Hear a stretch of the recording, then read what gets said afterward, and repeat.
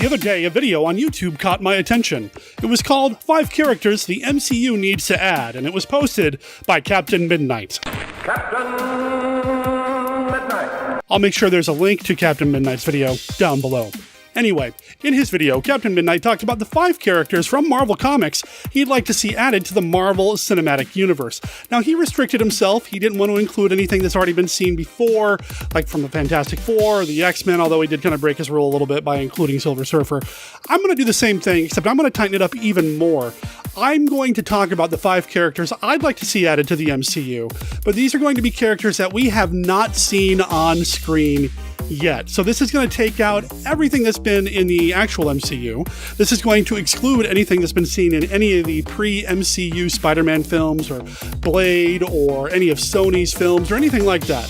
I'm going to pick some characters that have never received the live-action screen treatment. And I'm just going to go ahead and get this out of the way now. I'm going to agree with Captain Midnight. His first pick is also my first pick, and we're both talking about Moon Knight.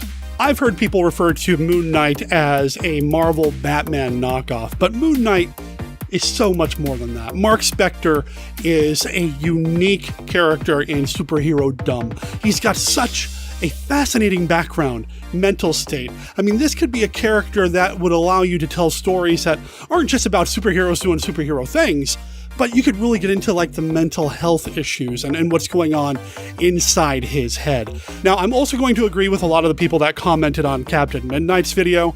I don't think Moon Knight would work well as a feature film character. I think Moon Knight would do incredibly well on television. I don't know what the deal is with Netflix these days, especially since Disney's going to be launching their own streaming service. Is Netflix going to keep producing superhero shows? Are they going to keep their Daredevils or Jessica Jones and all that? Or is all that going to get shifted over to Disney? Either way, I want to see Moon Knight given the Netflix treatment.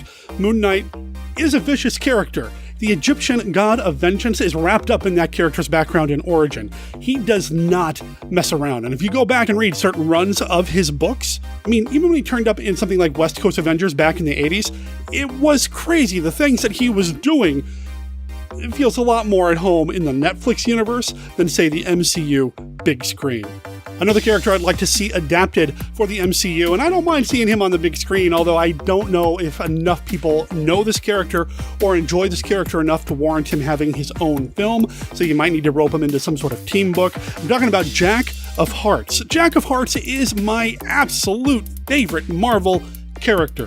Yeah, he's been killed off, but he came back, and he does have a lot of cosmic ties. In fact, he's half Contraxian, and Contraxia is a planet that we saw in Guardians of the Galaxy 2, so maybe there's a way to bring him in. I mean, Contraxia has been established at this point, right? Even though Jack of Hearts is a cosmic character, he actually began on the streets. His first appearance was Deadly Hands of Kung Fu, number 22, and in it, he looks amazingly cool.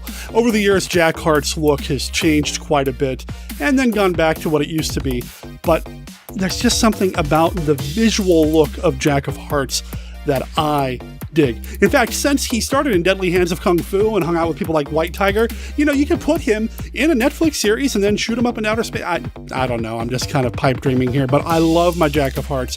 I'd love to see him on the big screen. And besides, the guy was co-created by Bill Mantlo. You know, the guy behind Rocket Raccoon. There's some real cred there. I think the first Doctor Strange comic I read was Doctor Strange number 69. It was written by Roger Stern, and on the cover you've got Doctor Strange, of course, but you've also got the next character that I'd like to see added to the MCU, the Black Knight, Dane Whitman. The Black Knight is somebody, again, visually, he's always stuck with me, and I've tried to follow his adventures over the years. I know that he's had a few miniseries appearances here and there, but he's also an Avenger. He was the leader of the Avengers at one point. I would love to see him get some MCU treatment. You could team him up with Doctor Strange. You can team him up with the Avengers. I mean, he was a solid Avenger member for a long time. You could even team him up with people like Iron Fist and Luke Cage, because the Black Knight was a member of the Heroes for Hire, which was a team that Iron Fist and Luke Cage were part of back in the 90s after the Onslaught and Heroes Reborn thing at Marvel. It would just be great to see Black Knight on the big screen. There's just something about that character that speaks to me, that calls to me. I want to see him on the big screen or the small. I know I've talked a lot about men I'd like to see on the screen as part of the MCU. Let's talk about a woman. Let's talk about She-Hulk.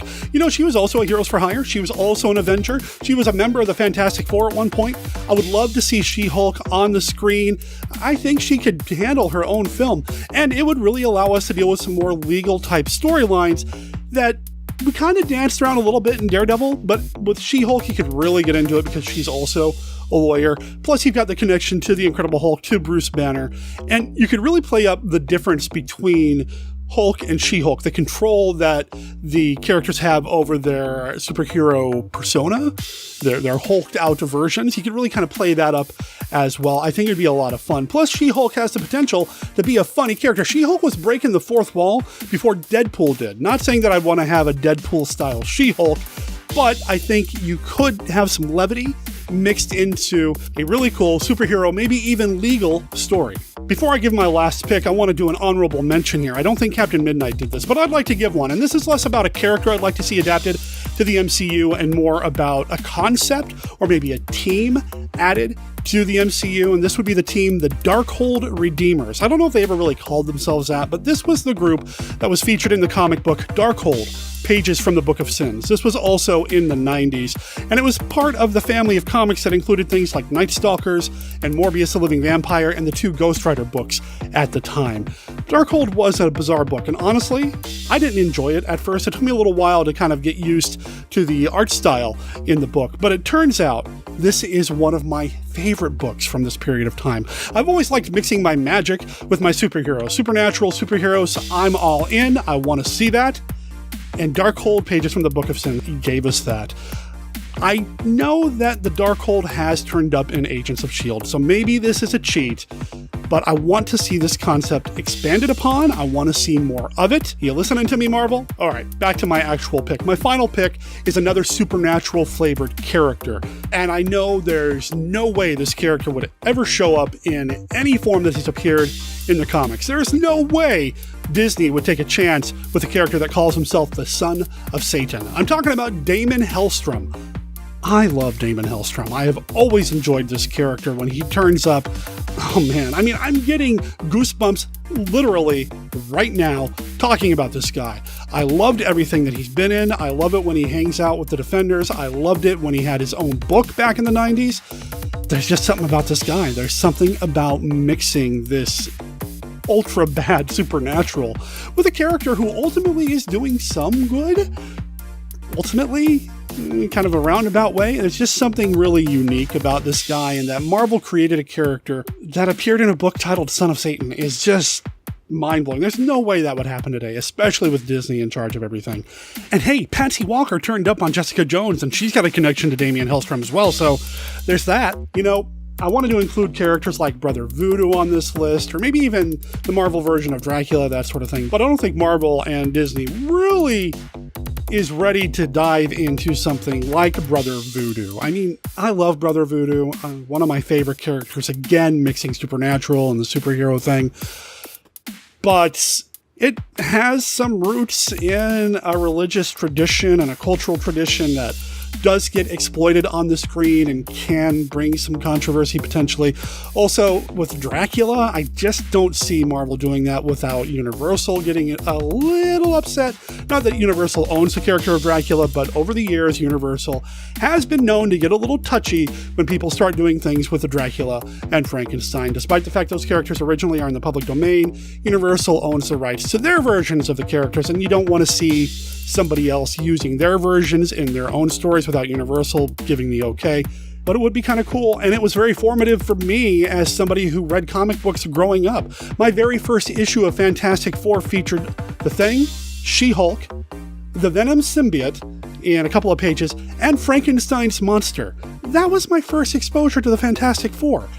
Frankenstein, I mean, it worked. It made sense, but again, I don't think Marvel's going to do it. Big thanks to Captain Midnight for inspiring this YouTube video. Again, check out his channel. I'm going to list it down below. My name is Derek M. Cook, and I plan on doing more comic-stalgia videos in the future. Make sure you subscribe to my channel here on Monster Kid Radio, and maybe even click that bell so you get notifications whenever I put something else out. I'd like to know what your 5 characters would be if you were going to add new characters to the MCU. Characters from the comics that haven't had an appearance yet, what characters would they be? please leave them in the comments below.